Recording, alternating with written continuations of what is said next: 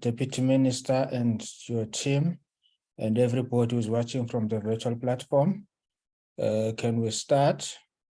Who is presenting, DM? Good morning. I've got Mr. Mangena and Mr. Sebelemecha from the department.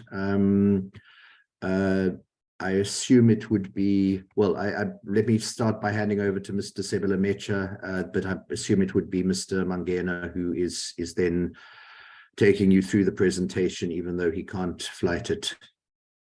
Okay, thank you very much, DM. Mr. Sebelemecha.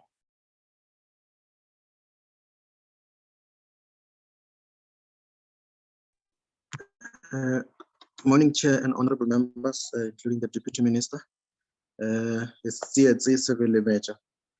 I would do the presentation because I engaged with Mr. Mangena yesterday. He's also attending another meeting, so he might not be in a better position to do the presentation where he is. So I will take the members through the presentation.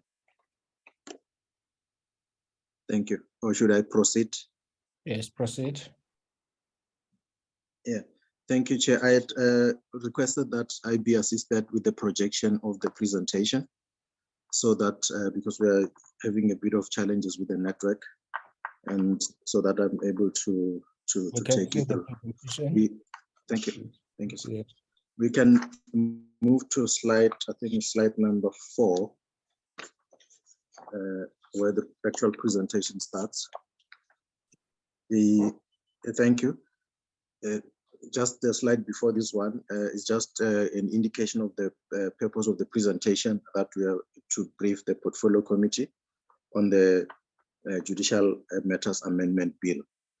We can go to the next slide. And the purpose of the bill and the summary thereof indicates that the bill seeks to amend several of the acts administered by the Department of Justice and Constitutional Development. And these amendments are largely technical and of non-contentious nature. And the proposed amendments are geared to remedying identified constitutional defects. The bill altogether contains 37 clauses, which will be briefly discussed in the slides that are to follow. The Clause 1, Clause 1 amends Section 51 of the Mixed Court Act 1944 to provide for who the court must subpoena to give evidence. This clause further empowers the court to subpoena the court manager of the court whenever it requires information pertaining to an infrastructure-related or operational matter that arose at the court.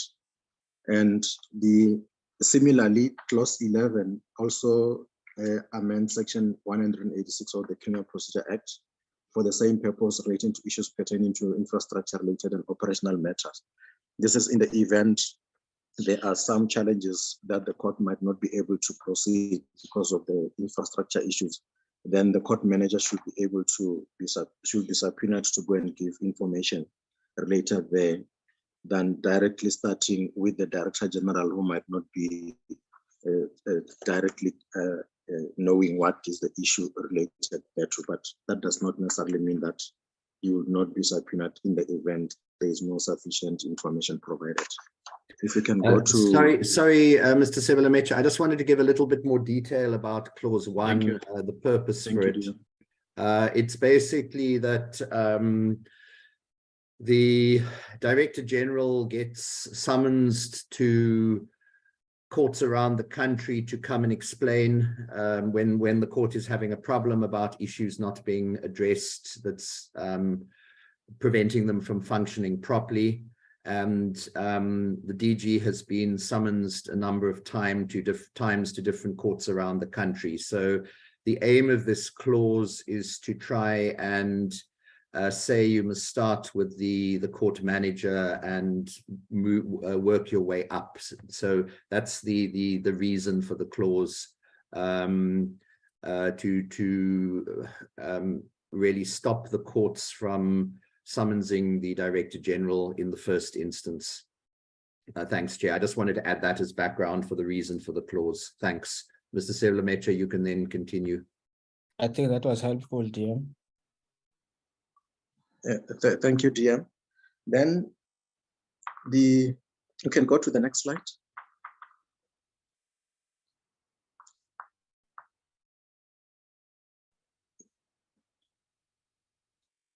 Next slide, please.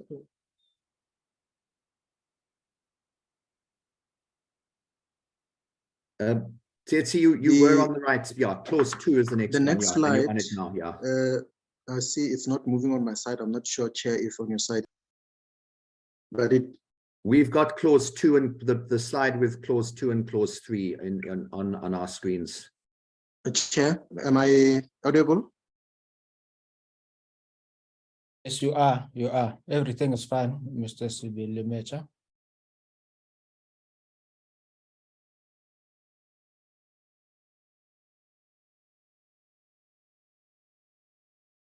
Sorry, Chair. Yes, Sia. I think maybe Mr. Similamech has network issues. If he has the presentation with him, can you just speak to the clauses? Then we will move according to the clauses he's presenting. If his screen is not moving and he has the presentation elsewhere. If he says it's clause 2, I'll try and put on clause 2. Okay. Yeah. Okay, morning, Chair, I'm back. I was just kicked out a bit. Am I audible? Yes, you are. Yes, thank you. The next slide talks to clause 2, which deletes the proviso in section 93 tab 1B of the Magistrates Court Act, as recommended by the regional court presidents, due to the delays that are occasioned as a result of not being able to find assessors. And then clause 3 amends. Sorry, Mr. Sebelemecha, I just want to add on that one. That's a provision. What's being deleted is a provision that gives the accused the right to, in certain serious matters in the regional court, to have assessors hearing their case, lay assessors. And it's not something there for the High Court. I'm not sure why it was put in for the regional court. Maybe it was when there was the extension of powers to the regional court that there was concern about it. But the regional court presidents are finding it problematic because people don't want to be lay assessors, particularly in some of the more serious cases, gang cases, armed robbery cases, and so on. So what this deletion will do is take away the accused's right to assist on assessors. The magistrate can still use assessors if they so wish, but it's no longer a right to the accused, and that is the same as the position in the High Court if they're being tried there. Thanks, Mr. Sebelemecha. Thank you, dear. Then at clause 3 seeks to amend section 28 of the Administration of Estates Act in order to remove references to check accounts and checks or orders, and also to allow the executor to open an appropriate account and to make payments. So this is to more align with the modern circumstances. And the clause further requires that all payments from the estate account must be made by the executor, should contain certain information or any information that the master may direct. If you can go to the next slide. Then clauses in the next slide is we're talking to clauses 4 and 5 that proposes an amendment to remove references as well to checks and makes provision for an affidavit to be made by the executor of for the declaration of payments that are made to the creditors or the heirs shares in the process of winding up an estate. Then clause 6 makes provision for the chief master to review any appointment by the master of where an executor has been appointed curator or interim curator after taking representations from an executor, curator, interim curator, beneficiary, or any other person that the chief master considers relevant. Can I just add on that one? Currently, the chief master really doesn't have any powers. The master has the powers, and the problem that this is trying to correct is that where there's complaints from interested parties about the way the master has exercised their powers, the only remedy is to go to court and get a review. This then allows the chief master to consider the matter and, if necessary, change the decision without it having to go to court. Obviously, if they're not happy with the chief master, then they can go to court for a review. But it just provides another level, which should hopefully make it easier for disputes to be dealt with and resolved without having to go to court. Thanks, Chair.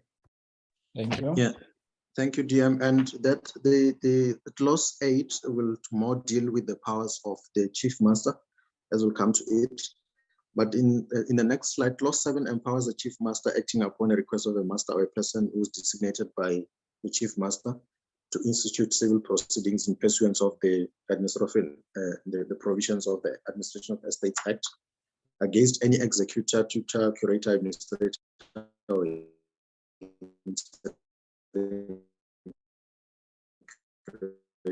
executor or curator.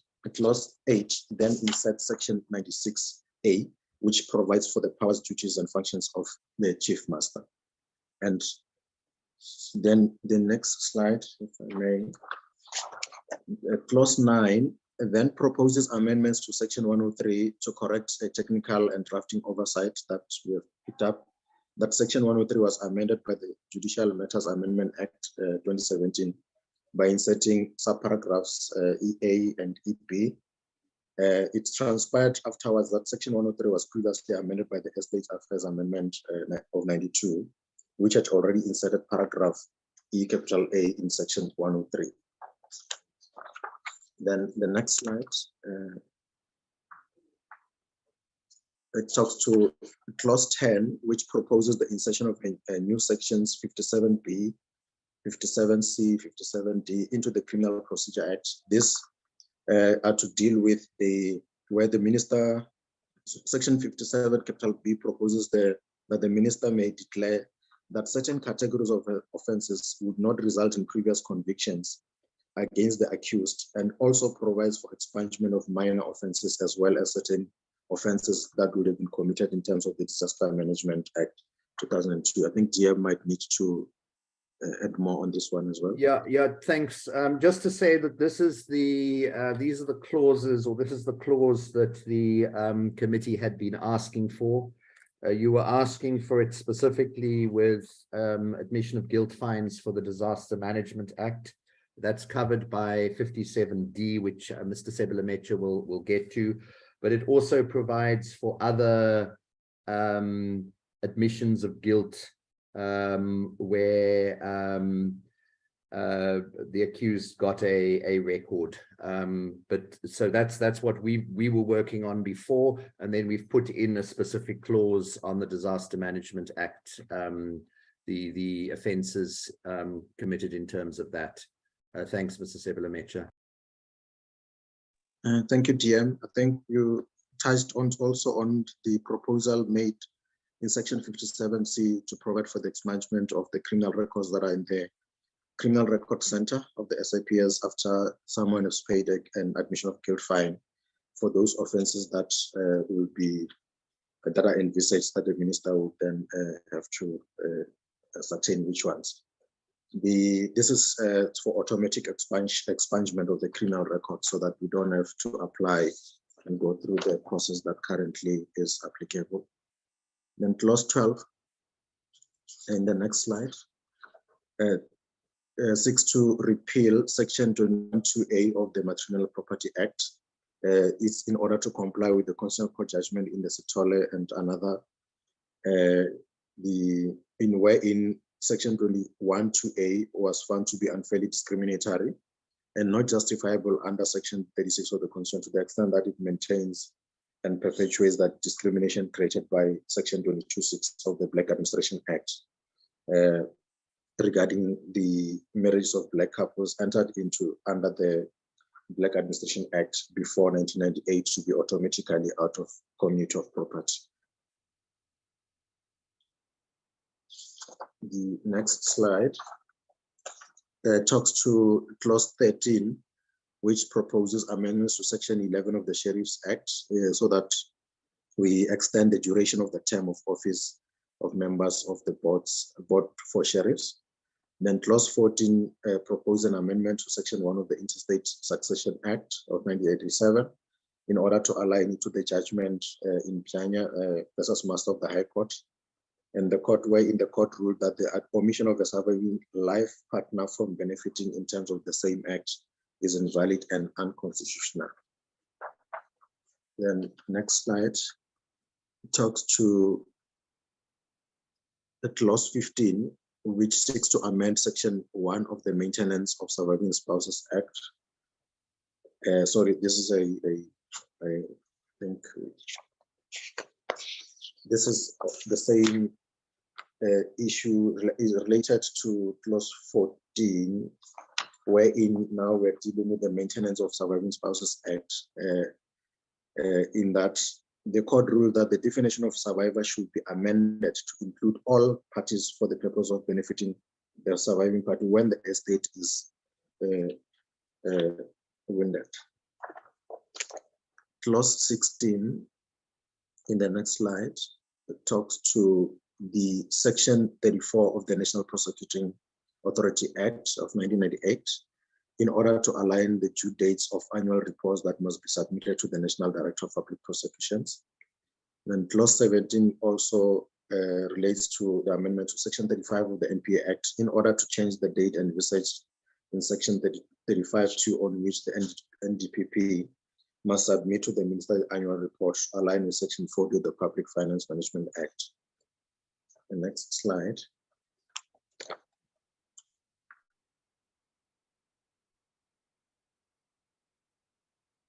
The clause 18 seeks to amend section 3 of the Debt Collectors Act of 1998 so as to increase the term of office of members of the Council for Debt Collectors and to provide that such a member is eligible for reappointment. Clause 19 then seeks to amend the Domestic Violence Act so as to penalize the making of a false declaration. I don't know if TM would want to. Yeah, can I just add on this one? Thanks. This is something that actually came to light after the Domestic Violence Amendment Act was passed. The whole intention was to try and make it easier. So there's provision for people to make applications for a protection order online.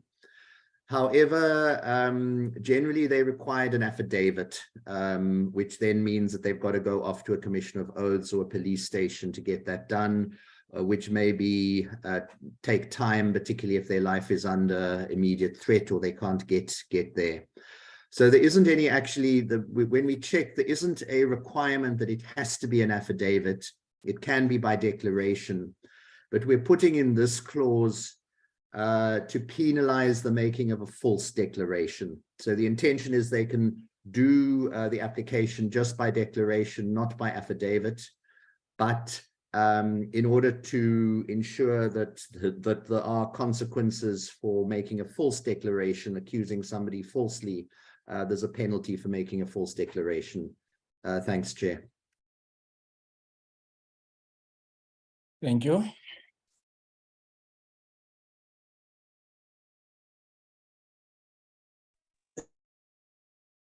Yeah, thank you, dear. The next slide and section 10 of PEPUDA, which is consequent to the Constitutional Court judgment in the matter of Goelani versus the South African Human Rights Commission and another. Okay, the next slide.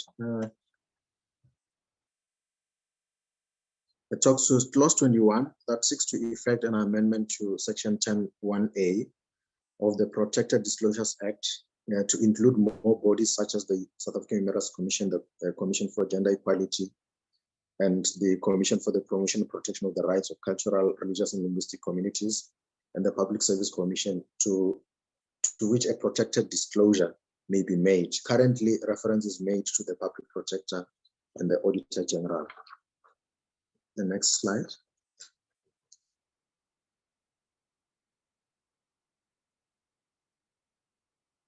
The slide talks to clause 22 that seeks to insert a new subsection 3 in section 13 of the Judges' Remuneration and Conditions of Employment Act to allow the adjustment of certain amounts by notice in the Gazette.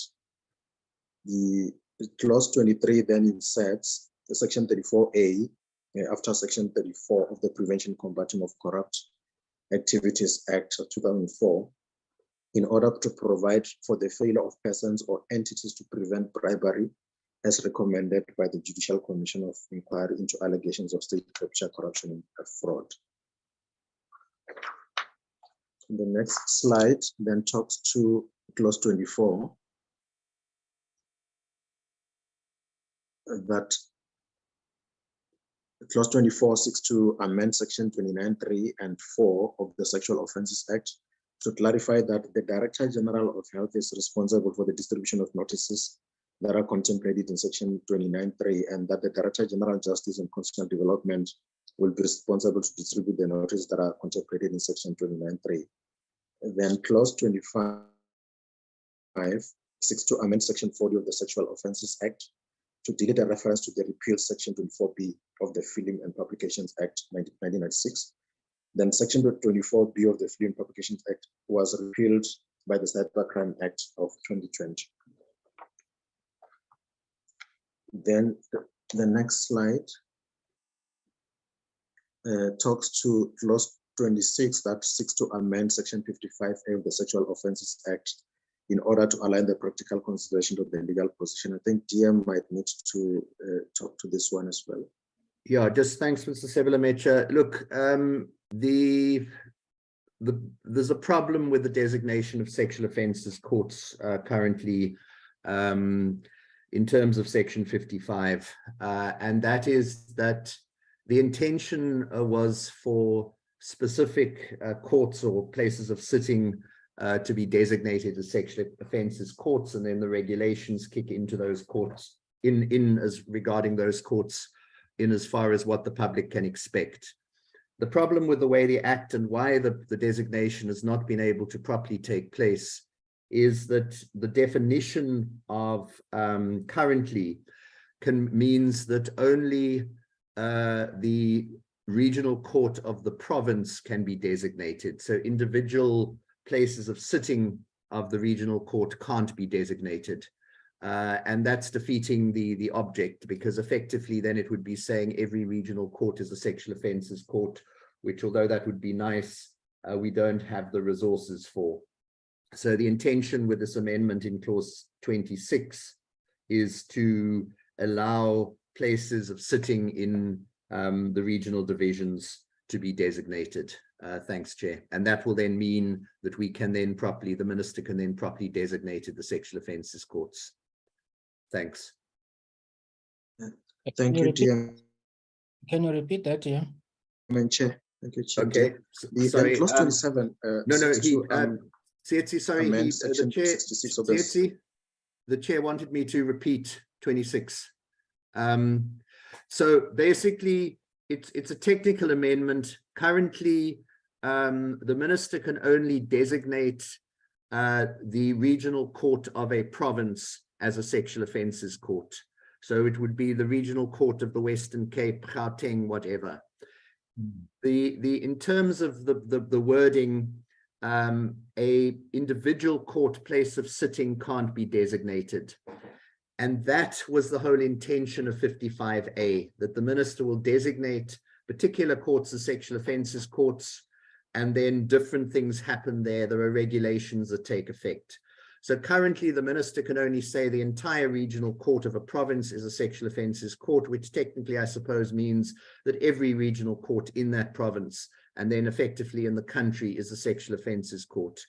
And they're not. We don't have the resources at this stage to kit out every regional court in the country. So what this amendment does will allow the Minister to designate specific regional courts, places of sitting, as sexual offences courts.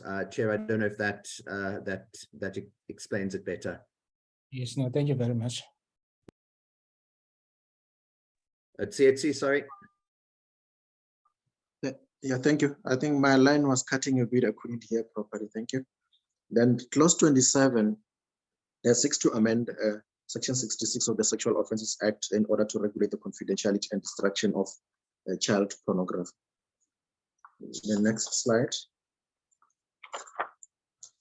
talks to clause 28 that seeks to amend Section 17 of the Superior Courts Act 2013, which deals with the leave to appeal in order to revise the reason for referral of the matter by the President of the Supreme Court of Appeal for a reconsideration. To be in the circumstances where a grave failure or injustice would otherwise result, or the administration of justice may be brought into disrepute instead of the current provision that says only in exceptional circumstances. So we're trying to bring clarity with regard to the reason for the referral for a reconsideration. The next slide. It also talks to the Superior Courts Act in Section 18.4 to clarify the meaning of the phrase next highest court in relation to an automatic right of appeal that is granted to an aggrieved party to legal proceedings to mean a full court division if the appeal is against a decision of a single judge of the division, or the Supreme Court of Appeal if the appeal is against a decision of two judges or the full court of the division. Next slide. Then talks to clause 30 that seeks to amend Section 44 of the Superior Courts Act in order to make a provision for the service of documents in civil proceedings before a superior court. The amendment proposes the usage of visual technology or electronic mail as contemplated in the Electronic Communications and Transaction Act of 2002. This is in addition to the existing mechanisms that are currently in use. Next slide. It talks to clause 31 and seeks to amend Section 15 of the South African Human Rights Commission Act of 2013, which regulates the powers of the South African Human Rights Commission during its investigations. The qualification that is currently existing in Section 15.2b Roman 1 is that the order must be issued in consultation with the DPP, who has jurisdiction, is not provided for in the legislation of other Chapter 9 institutions. And then the view, therefore, is that clause 31 proposes the removal of this qualification. The next slide talks to clause 32 that proposes an amendment to Section 6.4 of the Legal Aid South Africa Act to replace the system of nominations with a call for individuals to apply to serve as board members. The consequences of a call for nominations has proven to be a cumbersome process. And then clause 33 proposes amendments to Section 17.2 also of the Legal Aid South Africa Act to substitute the obsolete references. Then clause 34 corrects a reference error in Article 17A(2) of the Schedule 1 of the International Arbitration Act of 2017. Then clause 35 seeks to repeal the common law relating to the crime of defamation. However, clause 35(2) is a restatement that the repeal of the common law relating to the crime of defamation does not affect civil liability. Then clause 36 provides for transitional provisions, and 37 contains the short title and commencement. And most of the provisions or the clauses that are proposed would not require regulations, save for the one clause, which is the Section 9, that should only come into operation on a day to be fixed by the President by proclamation in the Gazette, because it talks to the reformulation of the provision that deals with the regulations. Thank you. And I think that is the end of the presentation, Chair, and I can hand over back to yourself and for the DM. Thank you. DM, do you mind to repeat that one of the Judicial Commission of Inquiry, that clause, the proposal by the Judicial Commission of Inquiry? Yeah, that Chair was a Sorry, just trying to find it. That was a request for an additional crime. Sorry, Tsetsi, what number is it now? Okay, no, I found it. It's 34A. And it's criminalizing a failure by members of the private sector or incorporated state-owned entities to prevent corrupt activities. So it's a new provision that was recommended by the State Capture Commission. Is that okay? It just criminalizes it, and then? Well, it's the commission that said this is a gap in the Prevention and Combating of Corrupt Activities Act, that this particular element is not criminalized. So that is then what 34A, or the new clause 23, adding a 34A to the Prevention and Combating of Corrupt Activities Act. Yeah. And then if you're found guilty, what will be the sentence? That would be presumably provided for in that act. Okay. Yes, DM, yeah. Okay. Yeah, thank you very much, members. Thank you, DM. Thank you, Mr. Sibelemecha. Members, that is the presentation on the Judicial Matters Amendment Bill. Are there any comments or questions? Let me just, I have Honorable Horn. Honorable Horn, Honorable Nibur-Duchen, in that order. Thank you, Chair, and good morning to everybody on the platform. Chair, just on clauses 1 and 6, some, I want to say, provisional or face value reaction.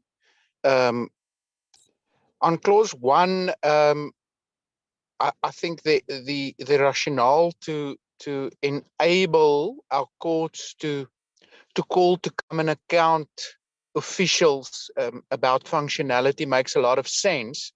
The question, however, must arise whether it shouldn't be expanded to at least the Office of the Chief Justice in Public Works, or be phrased, let's say, general enough in nature to at least enable the court to also call officials from other departments than the Department of Justice.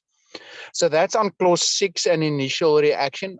On clause 1, on clause 6, I think one must be in principle in favor of enabling a simpler way of review, internal, or let's say, internal review, not judicial review necessarily when liquidators and executors are to be appointed. The worry is, of course, that there might be a situation where, depending, unfortunately, on who is the chief master, that type of review ultimately might not serve the best interest of the process or the public. So I don't know to what extent it has been considered that the internal review authority might need to be a body rather than necessarily the chief master. One would, for example, think that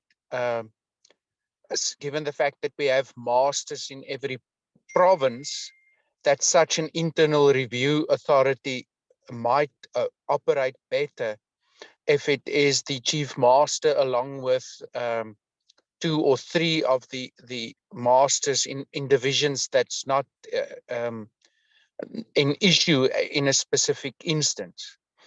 So I think the essence of our provisional reaction is that we have a slight discomfort with beclothing the chief master alone with that authority, and we would want to the department to consider whether it shouldn't be structured in a slightly different manner.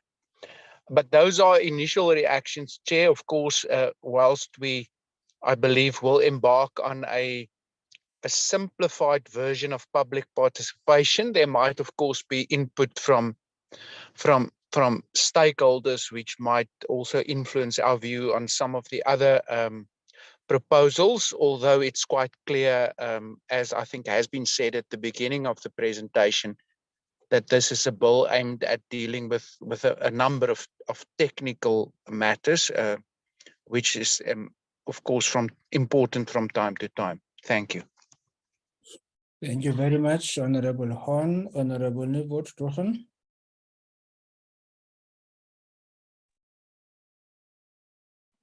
Good morning, everyone. Thank you very much, Chair. Chair, maybe I'm at a disadvantage because I don't have the full bill in front of me to see what is there.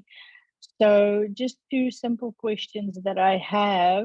The issue of the checks, what replaces the word checks? What is put in there? I just wanted to see how payment has been done or will be done or is being done. So what is replacing that word? And then the issue of the court assessors.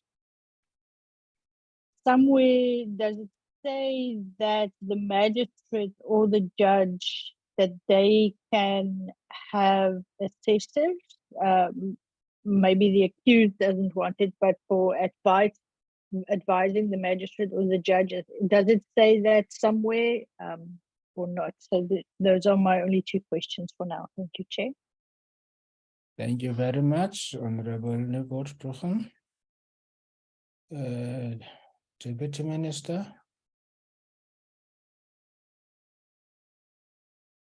Sorry, Chair, can Mr. Sibelemecha just start particularly on responding to Honorable Nivot-Trochen's points, or do you want me to just start with responding to Mr. Horn? I wanted to do him. Okay, let me start. Let Mr. Sibelemecha add.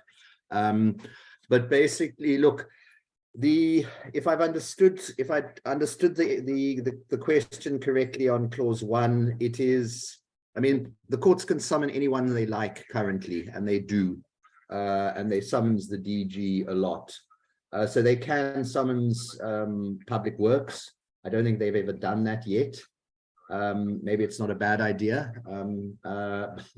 But and so can the high courts can summon the Secretary General of the Office of the Chief Justice. But it's specifically with the problem of the DG receiving regular summonses to attend court, to give explanations for issues that are not functioning. Then as far as clause 6, which was his other point, I don't want Mr. Horn, Honorable Horn, to accuse the department of not doing its work, but it would be useful if there's maybe more of an engagement with Mr. Horn on what he's suggesting. My problem is currently the power is exercised by the master of the High Court. So each master's office, the power is with the master. And once that decision is taken, it can only be taken on review in the High Court. So this is then adding the chief master, who is a position. That's also a functionary. I'm not sure if there can be a committee. I mean, it's usually the next functionary, like let's say, for example, an official will take a decision. In certain instances, the minister can review that decision. It's the minister, a person. So I'm not sure if it would work, but we can engage further with Mr. Horn on that matter. I'll leave it then, I think, to Mr. Sibelemecha just to explain on the checks issue, Honorable Nivot-Trochen's question. Thanks, Chair. Thank you. Yeah, thank you, Chair and GM. With regards to the checks, the act, I mean, the proposal is to, obviously the checks are no longer in use, they've been phased out. So we are now referring to a current or transactional account or an account as directed from time to time. Basically, we are using it can be electronic payments. So it's the current systems of payment that are being used than a check which has been phased out by the banks, basically. Then with regard to the issue of assessors, the current provision or empowering that an assessor may be called to the assistance of the court, but then it was peremptory in that it was saying, the proviso was saying, provided that if an accused is standing trial in the court of the regional division on charge of murder, whether together with other charges or accused or not, the judicial officer shall, which is peremptory, and that trial be assisted by 2 assessors. Then it made a condition unless the accused requests that the trial proceeds. So we're removing the proviso so that it could be an assessment done by the presiding officer, so that we are not, the process is not held not to proceed because of the accused opting to have an assessor present. So then I think that was the only other question, the 2 questions that were left, unless, yeah, those were the 2. And I think the other clause, as DM indicated, regarding the rationality to enable to call other departments, that would then be dealt with in terms of what will be the issues that the court might be wanting to be clarified upon. And like we tried to relate in the provision that this will relate to operational or infrastructure related matters. Thank you. Thank you very much. Members, are there any further comments or questions of clarity?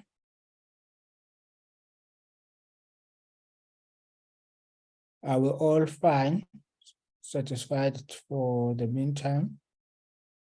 This is still subject to public hearings and deliberations within the committee before we finalize the bill. Are we fine for now? I guess so. Yes, we are fine for now, Chairperson. Thank you very much, Honorable Yako.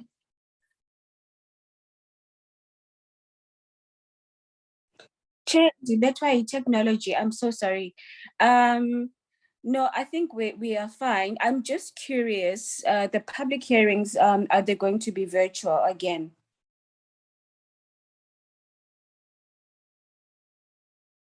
Do you have a suggestion, Honorable Yako? I mean, I think that the manner in which we do these public hearings in the committee are a little bit exclusive of some of those who may want to contribute, physically. And we haven't seemed to be doing any of that. And I would hope that with the next bills that we are going to embark on, that we try and do physical public hearings, because I think they have much more of an impact than the Zoom ones that we have. I think let's have a discussion on that because, well, I do understand it from one angle, that since we are on stage 6 for now, it becomes really difficult to run a meeting, a long meeting. I think on that score, we might need to think about it. And but also I have found when the Zoom platform is working well, when there are no issues with load shedding, that people ordinarily who would not be in a position to come to Cape Town, especially the small NGOs, have been able to participate when it's Zoom. I think we saw even with the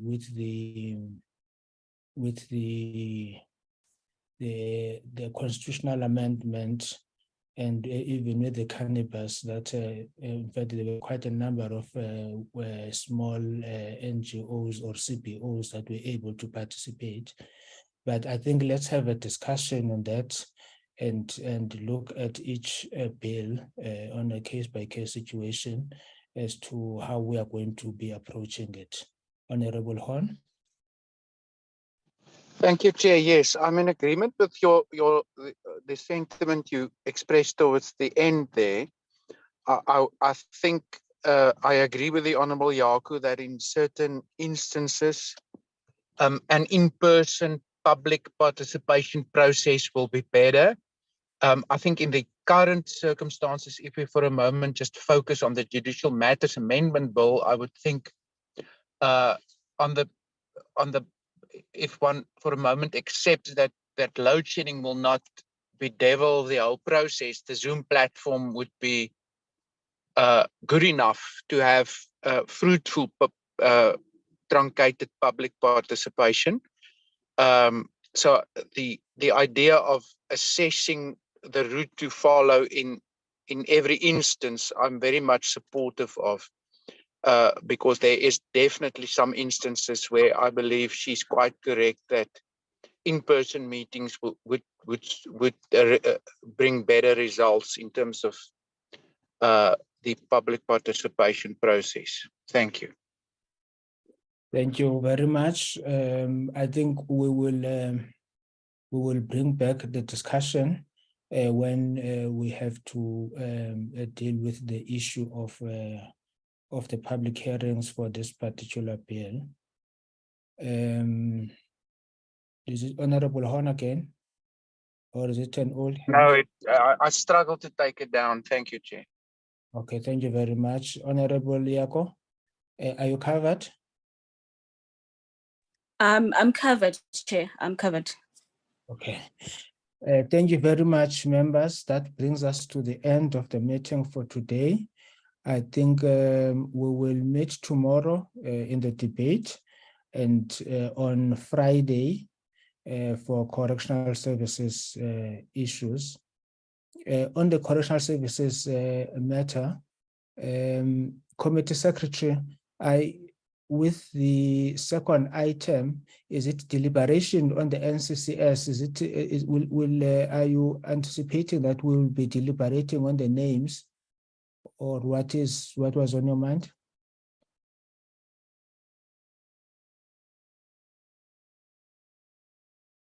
Chair, we'll have to come back to you quickly, but the issue was just to get an update as to where is the process, because the last time we only received the names. So we wanted to check where is the process from the department side. Okay. No, that's fine. Thank you very much, Mr. Sibele Mecha.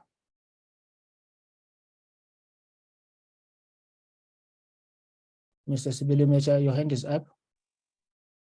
Sorry, Chair, to interrupt. I wanted to request if I may be excused. No, I wanted to request if I may be excused. Yes. No, but the meeting is adjourned. Oh, it's ending. Okay. Yes. Thank you very much, members. All right. Thank you, Chair. Thank you. Thank you, Chair. Thank you, Deputy Minister, for your attendance and everybody. Thanks, Chair. Thank you very much. The meeting is adjourned.